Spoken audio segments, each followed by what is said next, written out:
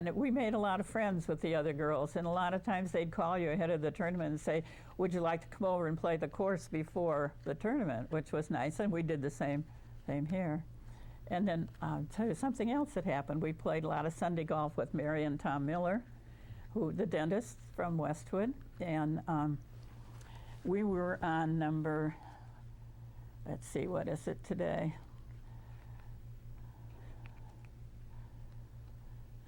It's a long hole that goes by the, I think it's number. Par 5? It goes by all the workplace, you know. Oh, the maintenance shed on there? Yeah, is that 11? Yes. Mm-hmm. Okay. I have to think which part I'm talking about. And we are out there by our tee shots, and we hear this big bug zip by. And Tom looked, I said something about the bug, and Tom looked at me and he says, it's not a bug, it's a bullet. With that, they fell on the ground. I ran all the way to the halfway house, which was then by the lake, called the police. They came. There were 2 boys out in the field with guns. I don't know, they had 22 or something, shooting around. You couldn't see because of the trees there. Right. They didn't see us, we didn't see them. They could have killed us. Yes. One of them hit the drinking fountain, which made an awful noise. Oh my gosh. That was the first noise we heard, but the second one went right through our group. Oh. And we were very fortunate we didn't get hit. But that was exciting. On the golf course particularly, yes. Yeah, with friends, invited friends. Yeah. And I've heard of the cliche dodging bullets before, but you were really dodging bullets. yes, we certainly were. Tell us about Ann Stouffer. She was the most steady golfer I ever played with. And she had a chipper club. They don't have them today. She could chip that ball on the green to the hole from almost anywhere. And I think her handicap was somewhere 10 to 12 most of the time. I don't think that she was in single numbers. But as I said, she was a very steady golfer. And she had played golf at Clegg Road when the Lawrence Estate had the golf course there. And then it became Dover, I think. Right. And she was I think she was an athletic teacher in college. And so she was a little ahead of the game when she came here. And she was champion many times. And I had a much higher handicap, but she used to ask me to play in things because I could at least play to my handicap, and a lot of times a little better under the pressure of wanting to do it, you know. They talk about people playing up. Yes. but we played in a lot of stuff, and we did well. And then Mary Miller, my friends I was talking about, she was champion at Spring Valley before she went to Westwood, and she and I played a lot in the district tournaments. And one time at Columbia Hills, we were low gross and low net. They only give you one prize, but we played that well together. And she was a much shyer person than I am, and she never liked to hit first. So my job was always to be the first one, and then she could be the second one more comfortably if I had already played. I said, when she first told me that, I said, what are you going to do if I have a bad shot? But it didn't matter to me whether I was first or second. I just figured either hit it or miss it, you know, whatever. So. Did you ever play against Marianne Berman? I did. Much to my embarrassment, I missed a putt that was about 12 inches long. I just bumped the ball and it didn't go in. It was at Elyria, and their greens were always slower than ours. Right. That's not a good excuse from 12 or 13 inches, whatever it was. But I would have won the hole if I'd made the putt. Did not win the match, but she was a very gracious person to play with. And I learned from watching her play.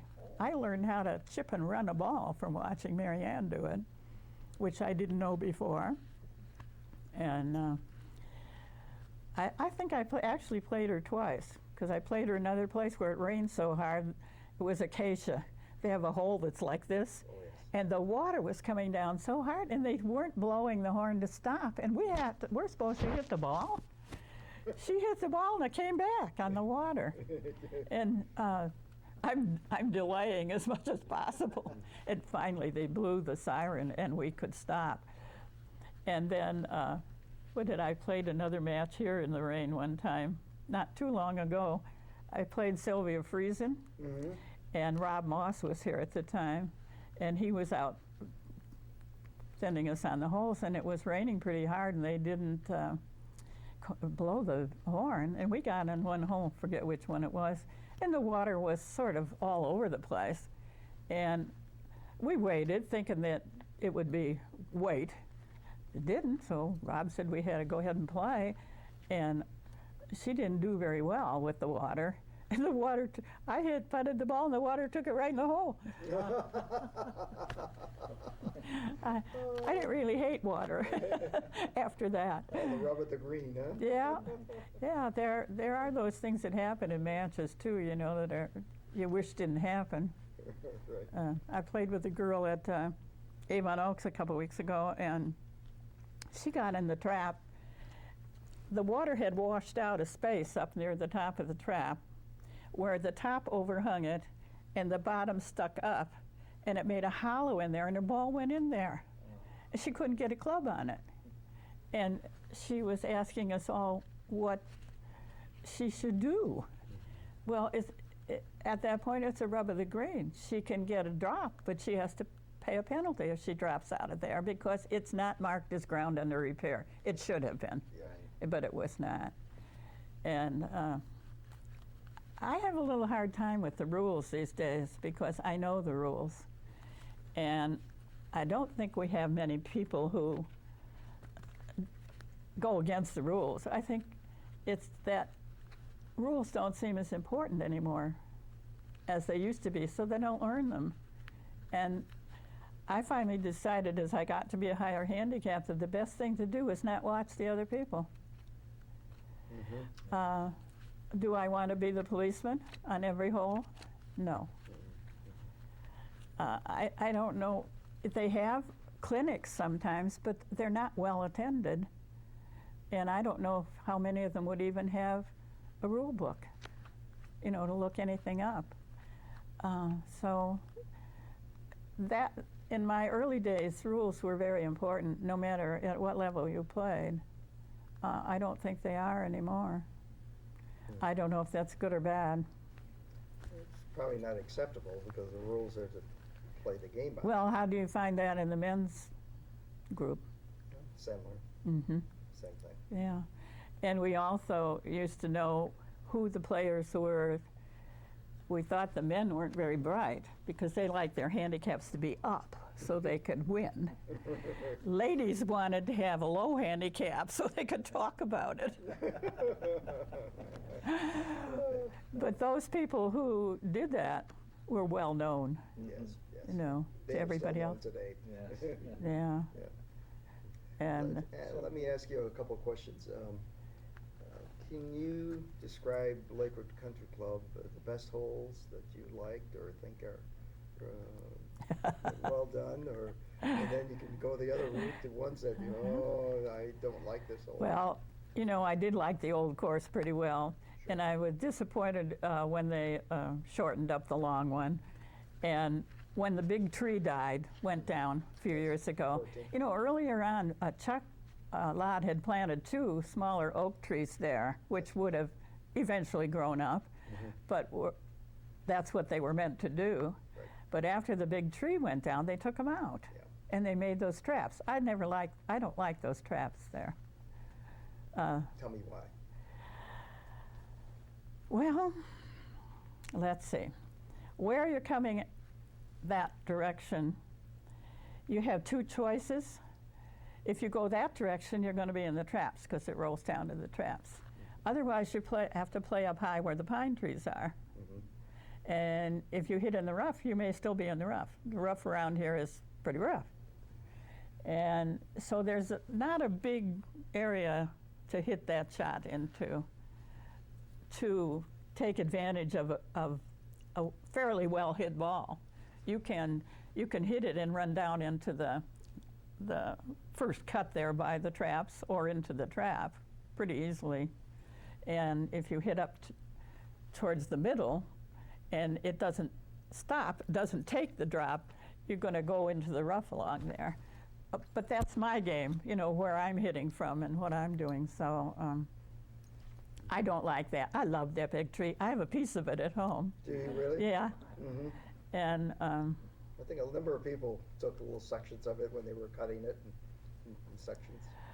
otherwise, I don't have much complaint about what either the old way or the new way, what holes we Are play. there favorite ones? Do you have any favorite holes that you really enjoyed when you played? No, I don't think a particular favorite anywhere. Okay. I have one I don't like, what they did to number 6. Okay. I think that is ridiculous. The And Great it Hazard area?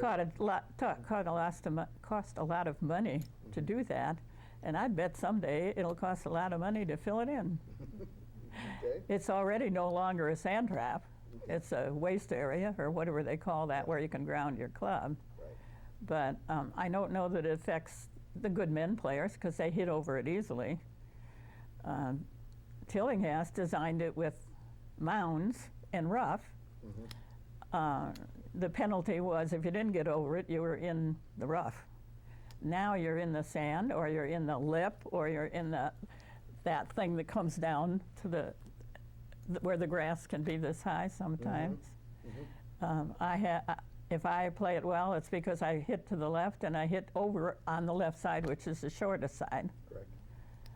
But and I have to play my second shot short because it's too far for me to get over that Right. thing. Exactly. But I don't think that bothers men very much. It does. Does it? So, yeah, Do they yes, still have the there's same problem? Same problem. Yeah. Oh.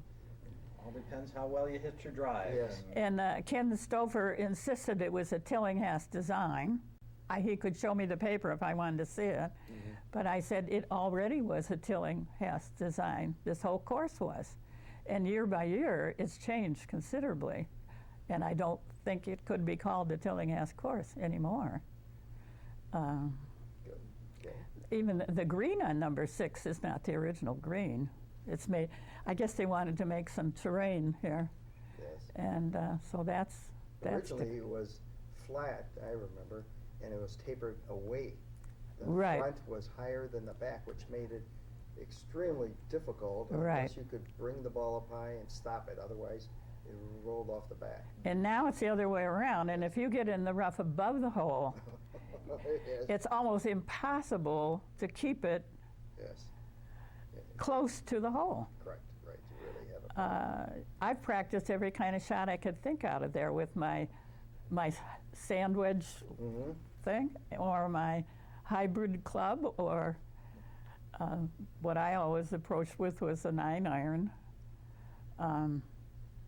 Now even a putter, sometimes I try, if I've not too much of that. Mm-hmm. But even with the putter, you've got to get through the first part, which is grass. If you are able to get through that, you're going to go too far. Right. Exactly. What's your favorite club? My favorite club? Probably my 9-iron, because I chip with it and I pitch with it, and I like it around the greens, you know, on the apron to go. If it's long ways, I don't putt it, I use that. Mm-hmm. And it goes pretty straight. And that's the shot I learned from Marianne Bierman. Right. Could you give me a lesson on that? Sure. Because that is a dynamic problem I have with short game. Sure. Yeah. Well, in the first place, it's almost outside your foot, To the right. to the right. Okay. Your weight is on your left, Okay. okay? And you can hit it like a putt, back and through the ball. And just And keep your head still. the famous words. And then it will go straight. Yes. Okay. If you've aimed right, you'll get there. Yeah. Good. Good. what's your best score at Lakewood? My best score at Lakewood probably is 83, 82, something like that. I could get one side that would make in the 70s, but not two. Mm-hmm. And my lowest score was at Lake Forest. I had 79. And I've had 9s, you know, that would be half of what I wanted. Right. But I never could put 2 totally together. One time I had 83 here and went to Westwood and had 83 over there. You know, Westwood is harder than our course used to be. It's wide open compared to Lakewood. When I was playing, like team play and stuff, a lot of people from Westwood thought that their course was harder than our course. But when they came here to play, our greens were small, our fairways were narrow, and while they look easy, they weren't that easy. Our rough has always been, well, it was not wonderful before we had perimeter watering, because it used to dry out. But even dried out, it wasn't easy to hit out of. But since that they water that way now instead of down the middle, it's pretty hard to get out of that rough. And when Chuck Lott was watering the course down the middle, we never could run a ball, you know, like the shot we're talking about. And you had to hit it up in the air because it was so wet. Either you'd miss-hit it or you couldn't get it to pop out of the opening to the hole. So I'm happy with the different water system. Good. And I think most people are. And it's also drier walking. That's right. Yeah. Is there any major improvements that you recall over the years that stand out in your mind? Whether it's whatever. The course? Yes, on the golf course, right? I think what they did to the lake is beautiful. On number 16? Made the lake bigger and took out the sand trap behind. I was happy they took the sand trap out behind the green, because a lot of times I'd rather get over than be in the water, and I'd be a little long. And that was difficult to get out of that trap and stay on the green. I don't know if that was good for golf or just good for me, but I like that change they made. And I can't think of anything else. What else did they do?